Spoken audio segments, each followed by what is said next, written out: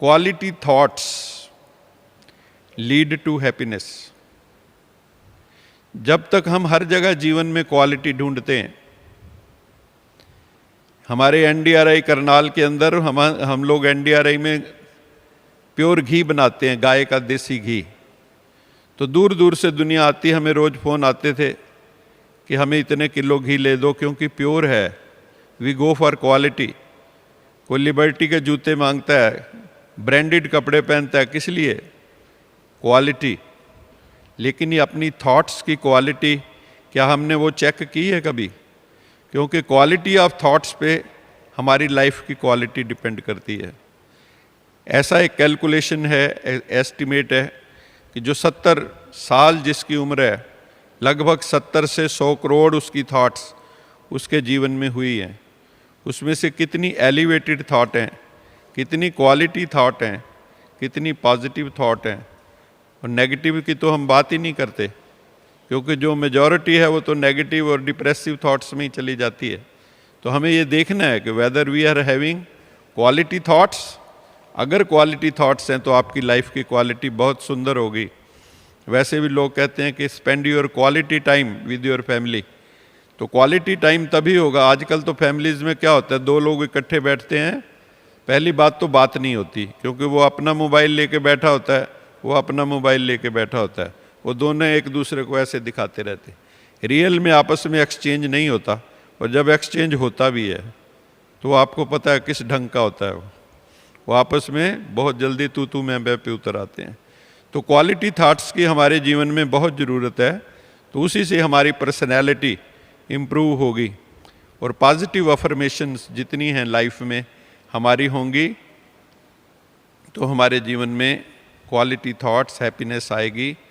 जैसे हम रोज़ सुन रहे हैं चर्चा, आज सुबह भी सुनी, सुरेश गुप्ता जी भी बात कर रहे थे, माधुरी बहन ने भी बात की, पर्सनैलिटी के जो लेवल्स हैं, लेवल्स ऑफ कॉन्शियसनेस, 5, वहाँ 4 बता रहे थे, मैं एक और ऐड कर दिया, इंटेलेक्चुअल।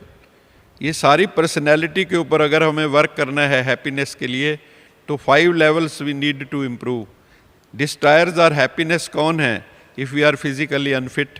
इनकी डिटेल्स थोड़ी सी देखेंगे, मैं जल्दी I am running through the slides. Then emotionally अगर आप इम्बैलेंस्ड हैं और इंटेलेक्चुअली इनडिसिसिव हैं, आप निर्णय की स्थिति पर नहीं पहुंच पाते, यू आर इन डायलेमास। या स्पिरिचुअली आप डेफिशिएंट हैं, या सोशली डिसहार्मोनियस है, समाज में आपका जो है हारमोनियस कनेक्शन नहीं है।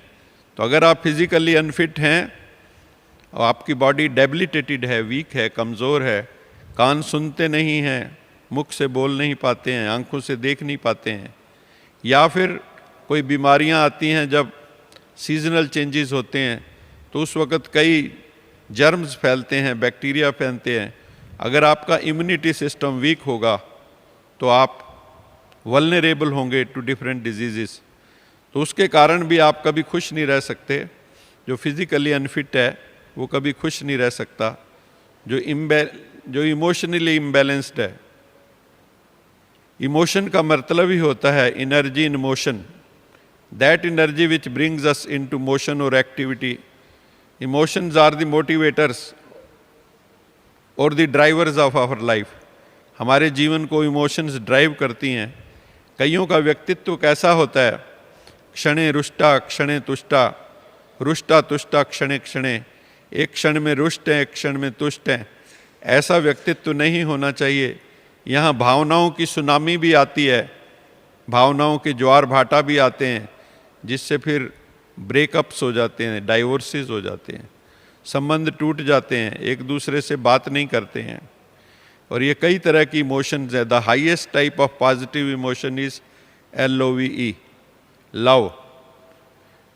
जब लव जागृत हो जाता है तो सारा संसार वसुधैव कुटुंबकम लगने लगता है। अदरवाइज संसार में नफरत बहुत है। कई व्यक्तियों को एंग्जाइटी रिडन पर्सनैलिटी होते हैं, कोई एंगर बहुत आता है, उसकी बात भी हम लोगों ने की इन दिनों में। और एक फियर साइकोसिस भी कईयों की लाइफ में बहुत होता है। भयग्रस्त रहते हैं, हर वक्त डरे डरे से रहते हैं, वो भी ज़िंदगी को जी नहीं पाते हैं। So we need to be emotionally stable. अब आता है अगर हम इंटेलेक्चुअली इंडिसिजिव हैं, कॉन्फ्लिक्ट रिडन हमारी पर्सनैलिटी है, द्वंद्व में हम जीते हैं निरंतर, तो भी हम कभी खुश नहीं हो सकते हैं और उसी में हमारी बहुत एनर्जी जो है वेस्ट हो जाती है। तो you will feel energy deficient leading to loss of happiness. फिर स्पिरिचुअली डेफिशिएंट। आज संसार के अंदर बहुत फिलॉसफीज़ हैं, बहुत सिद्धांत हैं। आप बात करो, भारत के अंदर ही 6 शास्त्र हैं, 4 वेद हैं, 18 पुराण हैं, 108 उपनिषद हैं, ब्राह्मण और अनन्य ग्रंथ कितने हैं। और उधर से फिर दूसरे धर्मों की बात करो, उनके शास्त्र, तो एक क्वैगमायर है, एक दलदल है सिद्धांतों का। लेकिन वो सिद्धांतों में ही उलझ के कई बार रह जाते हैं और जीवन से बहुत दूर निकल जाते हैं। तो यहाँ पे हमें ब्रह्मा कुमारीज के अंदर बहुत प्यारी सी फिलॉसफी जो शिव बाबा के द्वारा उद्घाटित है वो हमें सिखाई जाती है। वो ज़िंदगी को चेंज कर देती है। अब बड़े बड़े महात्मा भी कहते हैं कि कहते हैं ना भी कैसे पता लगे ये बहुत अच्छा है, तो प्रैक्टिकली आप लाइफ देखिए ना। तो यहाँ पे कैसे जो है इतनी बहनें, इतने भाई, इतने गृहस्थी पवित्रता का जीवन जी रहे हैं, ये एक चैलेंज की बात है। तो आज जो कहते हैं धर्मों ने शायद उतना फ़ायदा नहीं किया जितना नुकसान किया है, क्योंकि इंटर रिलीजियस स्ट्राइफ, जो धर्म के आपस में युद्ध होते हैं आपस में धर्मों के, उससे कितनी जानें चली जाती हैं और ज्ञान होता नहीं। अगर धर्म मजहब नहीं सिखाता आपस में बैर रखना, लेकिन कितनी जल्दी हम समाज के अंदर युद्ध शुरू हो जाते हैं धर्म के नाम पर, क्योंकि इस लैक ऑफ सेल्फ रियलाइजेशन। अगर रियलाइजेशन हो तो कभी जो है आपस में झगड़े नहीं हो सकते और उनको कोई कनेक्शन परमात्मा से नहीं है। झगड़ते कौन? जिनको अनुभव नहीं। अगर आपको अनुभव हो जाए तो क्या आप किसी से झगड़ा कर सकते हैं? Never ever. आप कभी ऐसा नहीं कर सकते। समाज के अंदर फिर हमें जो है डिसहार्मनी है तो भी रिलेशंस के अंदर, चाहे वो फैमिली हो, चाहे फ्रेंड्स के साथ, चाहे ऑफिस हो, चाहे अपने सर्वेंट्स हैं, या विद सेल्फ अपने साथ भी हार्मनी नहीं होती। इसके लिए सिंपल भाषा में कह सकते हैं मेरी अब मेरे साथ भी नहीं बनती, मेरी अपने साथ भी नहीं बनती है, क्योंकि मैं कई बार ऐसी चीज़ें बोल जाता हूँ जिसके लिए मुझे क्षमा मांगनी पड़ती है। अगर मैं अपने ऊपर ही मेरा बिलीफ नहीं है, सेल्फ कॉन्फिडेंस नहीं है, तो why should others have confidence in me. तो उसके कारण भी समाज के अंदर जहाँ इंटरपर्सनल रिलेशनशिप्स में हारमोनियस नहीं है रिलेशनशिप्स, वहाँ पे भी होती disharmony. So what we finally need is integrated personality leading to abiding happiness. कैसे व्यक्तित्व चाहिए, कैसी पर्सनैलिटी चाहिए? Integrated at 5 levels of consciousness. Physical level पे good health, good sleep, balance diet, security. Emotional level पे stability, cool and calm under all sets of circumstances. Intellectual level पे we need to be knowledgeable. We should have the in depth knowledge of whatever our subjects are और the spiritual knowledge.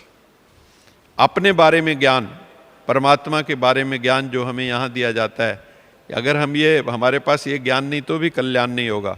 फिर है spirituality. Spirituality में love for one and all, सबके लिए प्रेम हृदय में हमारे भरा हुआ हो। नो एनिमी, हमारा कोई शत्रु नहीं, हम अजात शत्रु हैं, हम विश्वामित्र हैं, सारा संसार हमारा मित्र है। So it leads to universal brotherhood. और finally social harmony with self, harmony in blood relations, friends, office, and harmony with nature also. आज नेचर के साथ हार्मनी, डिफॉरेस्टेशन होने से हार्मनी खत्म हो रही, कुदरत के साथ, एनिमल्स के साथ, animal kingdom, plant kingdom, flora and fauna, उनके साथ भी सारा हमारा संबंध टूटने से धीरे धीरे आज देख रहे हैं कितने फ्लड्स आ रहे हैं। ये सब मनुष्य की ही देन है। फिर कुछ और टिप्स हम करके मैं इसको वाइंड अप कर दूंगा। एक है बी फ्रेंड योर माइंड। अपने मन को अपना दोस्त बना लो। अगर आप अपने मन को अपना दोस्त बना लोगे, if you have friends with your self you will never be loan. अगर आपकी अपने साथ ही दोस्ती है तो आप एकांत में भी अकेले नहीं हैं। आपकी खुदा के साथ दोस्ती है तो आप एकांत में भी अकेले नहीं। आपने मन को दोस्त बना लिया तो आप एकांत में भी अकेले नहीं हैं। तो ये जो मन है हमारा, ये नेगेटिव थॉट्स से क्राउडेड है। अब इसके अंदर जो है हमें पॉजिटिव थॉट्स, स्पिरिचुअल थॉट्स, परमात्मा की थॉट्स जब हम ये डालेंगे तो बिल्कुल मौज बन जाएगी, खुशी हो जाएगी। एक गीत भी है, दिल तो बच्चा है जी थोड़ा कच्चा है जी। एक और भी है, दिल है कि मानता नहीं। लेकिन इसको अगर दोस्त बना लेंगे तो दिल भी मान जाएगा और बच्चा भी समझदार हो जाएगा, समझदार बच्चा बन जाएगा।